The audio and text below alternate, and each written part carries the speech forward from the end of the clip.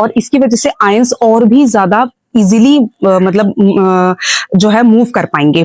तो देखो, एक तो जो कंडक्टिविटी है ये तो हमें पता है कि कंडक्टेंस जो है वो नंबर ऑफ आयंस पे डिपेंड करती है। जितने ज्यादा नंबर ऑफ फ्री आयंस होंगे कंडक्टेंस उतनी ही ज्यादा होगी। लेकिन एक चीज पर भी और भी डिपेंड करती है कंडक्टेंस, अगर वो फ्री आयंस जितना स्पीडली और जितना अच्छे से वो मूव कर पाए उस बात पे भी तो डिपेंड करती है कंडक्टेंस। हाँ, तो वही चीज है यहाँ पर कि फ्री आयंस यहाँ पर इजिली मूव कर पाते हैं। इजिली मूव क्यों कर पाते हैं? क्योंकि उनके बीच में जो अट्रैक्शन है वो कैसा हो चुका है, वीक हो चुका है ऑन डाइल्यूशन। तो यही चीज है। जैसे अगर मैं यहाँ पे समझाऊं तो मान के चलते हैं पहले ना जो आयंस थे वो ऐसे ऐसे, ठीक है, पास पास में थे।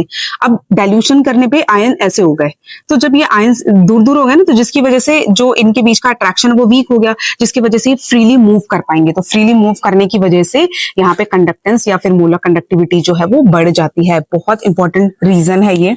जबकि अगर वीक इलेक्ट्रोलाइट के केस में देखें, on dilution the dissociation of ions increases, hence molar conductivity increases. यहाँ पे जो मोलर कंडक्टिविटी इंक्रीज होने का जो रीजन है वो नंबर ऑफ फ्री आयंस बढ़ जाने का है, क्योंकि डाइल्यूट होने पर स्ट्रॉन्ग इलेक्ट्रोलाइट जो है वो ज्यादा फ्री ऑफ आयंस जो है डेवलप कर देता है। तो इसी वजह से क्या होता है, यहाँ पर ऑन डाइल्यूशन हमारा जो मोलर कंडक्टिविटी है वो इंक्रीज हो जाती है। यहाँ पे नंबर ऑफ फ्री आयंस बढ़ जाते हैं और यहाँ पे उनके बीच का डिस्टेंस यानी कि उनके बीच का अट्रैक्शन वीक पड़ता है, जिसकी वजह से उनकी मूवमेंट बहुत फास्ट हो जाती है।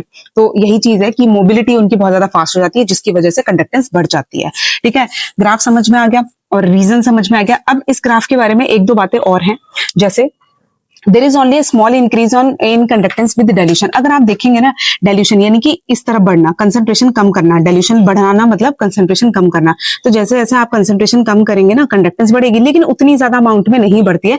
क्यों नहीं बढ़ती है? क्योंकि देखिए यहाँ पे ना फ्री आयंस तो ऑलरेडी है, अवेलेबल है। स्ट्रॉन्ग इलेक्ट्रोलाइट में तो ऑलमोस्ट हमारा जो इलेक्ट्रोलाइट है वो टूट चुका है, चाहे आप डाइल्यूट करें या ना करें। लेकिन डाइल्यूशन करने से बस उनकी मोबिलिटी तेज हो रही है, तो बस थोड़ी सी ही कंडक्टेंस इंक्रीज होती है। ठीक है, जबकि अगर इस केस में देखें तो जो मोलर कंडक्टिविटी है इंक्रीज स्टीपली ऑन डाइल्यूशन। जैसे जैसे आप कंसंट्रेशन कैसे करते जाएंगे, कम करते जाएंगे, तो बहुत तेजी से कंडक्टेंस जो है वो बढ़ती जाएगी।